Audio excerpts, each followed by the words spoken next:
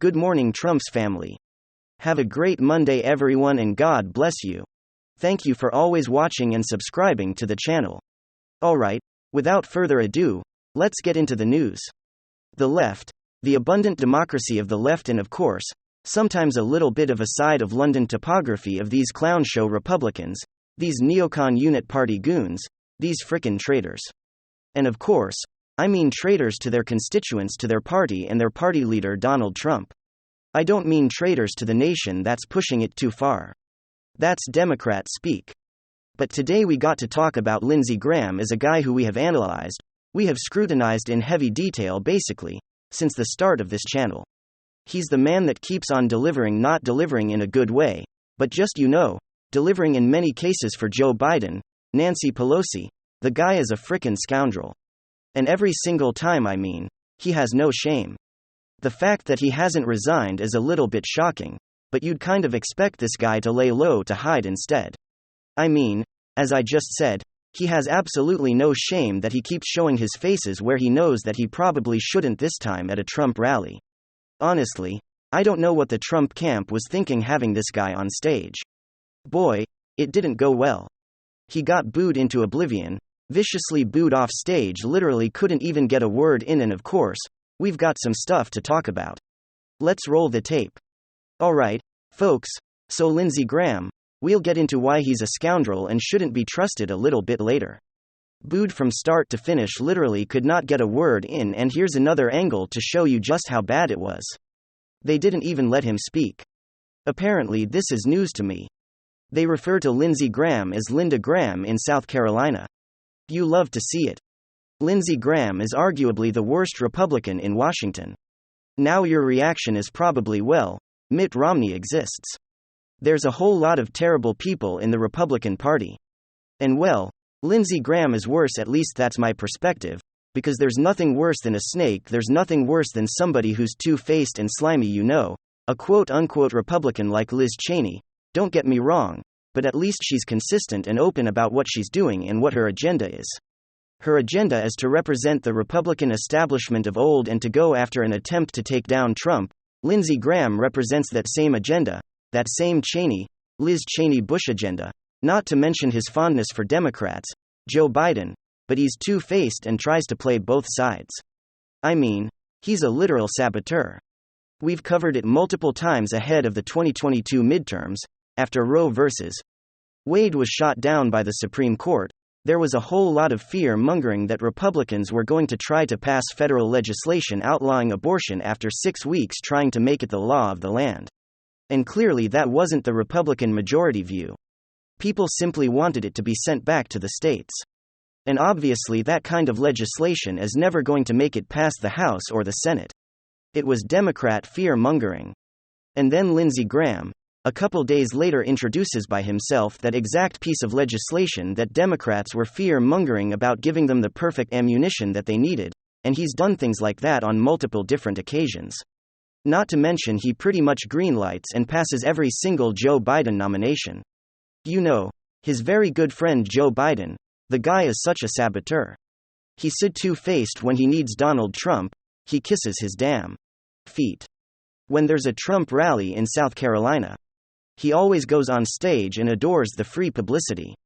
But after January 6th, for instance, when Donald Trump is facing heat, Lindsey Graham is the first person to switch sides. He is the most two-faced politician, he is the worst Republican in Washington, and he's gotten away with it for a mighty long time. Well, apparently not anymore in his home state of South Carolina. He gets booed into oblivion.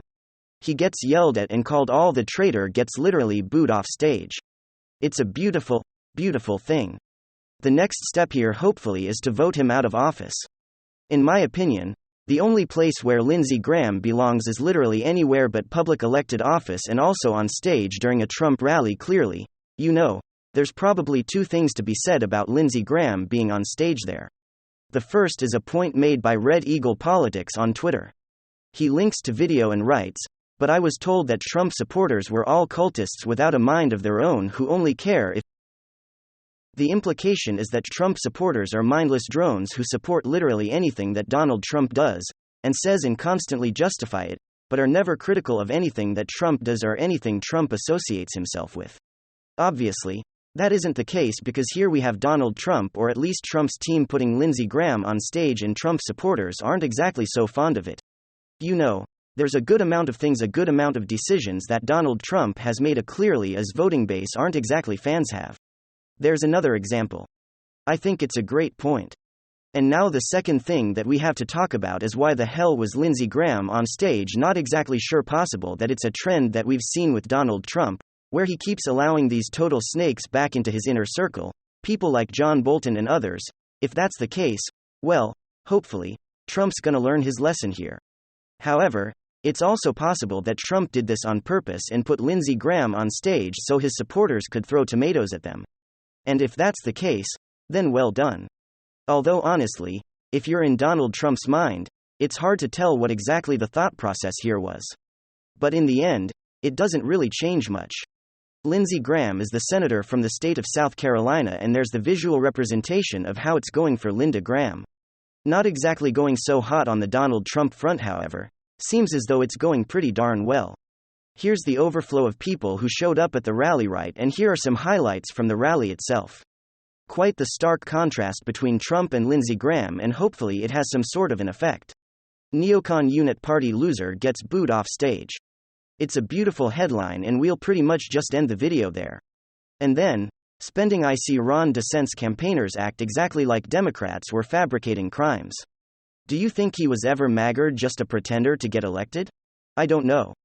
I don't know him personally, but he ran an amazingly successful governorship, first-term governorship. Now he has to be careful that he doesn't get Christie right. Christie had a horrific second term as governor, because he started to think about running for president, and all that sort of stuff, and people back home will turn on you if you don't, if they feel like they put you back in office for them and then they feel like you've abandoned them. So I don't know. He had an amazingly successful anti-woke, pro-police, pro-law enforcement administration tenure first term, and that's really what those are, the two things. If you want to blow out massive, tsunami election, focus on those two things, because that's got about 75% support. Be anti-woke and pro-police, anti-woke, pro-law enforcement, anti-woke, anti-crime. You do that, you're gonna crush the competition. That's what DeSantis did. No, I think it's his advisors. He's got horrific again. To me, his campaign's impossible. It's impossible. It's how do you run as the anti-establishment candidate with establishment support? How do you run as the populist candidate, getting supported by the very establishment that provoked populism in the first place? It's impossible. It's impossible. It's a contradiction. That's why can't get past 14% anymore. He's just imploding. So no, I have no problem thinking he's always been MAGA. But he's just got really bad advisors.